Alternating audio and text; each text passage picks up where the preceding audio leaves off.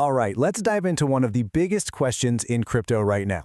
What's the real long-term future for Cardano?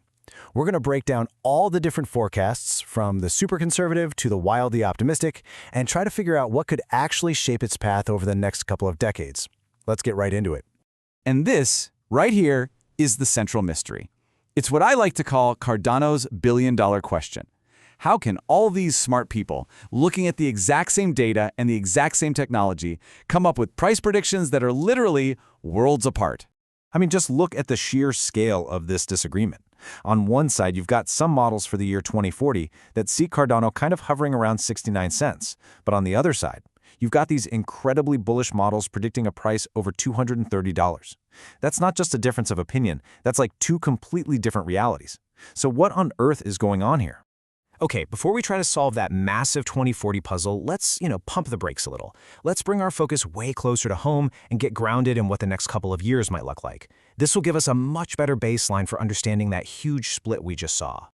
So for 2025, you can see the predictions are pretty tight, somewhere between 38 and 56 cents. Pretty reasonable.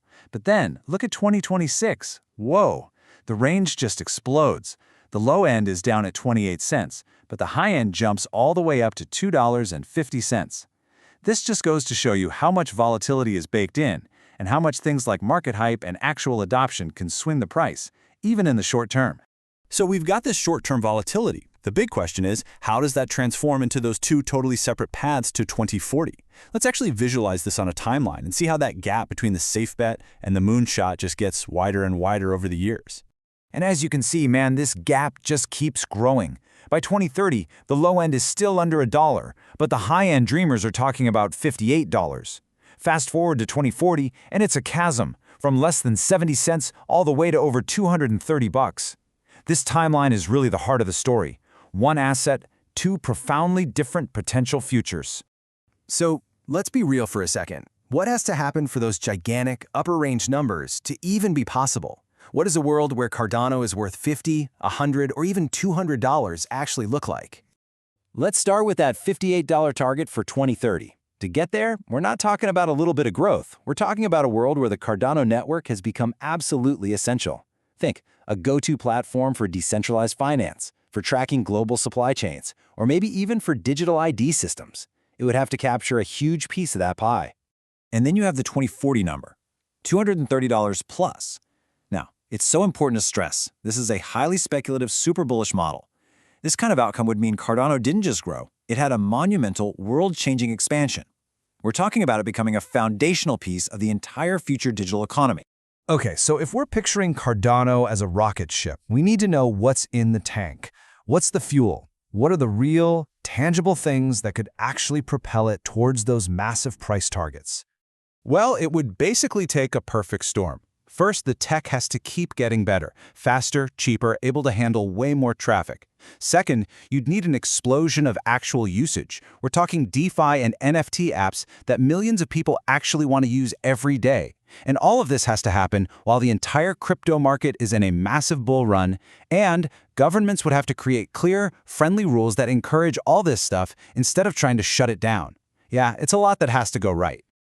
But as we all know, for every rocket trying to take off, you've got the powerful force of gravity pulling it back down.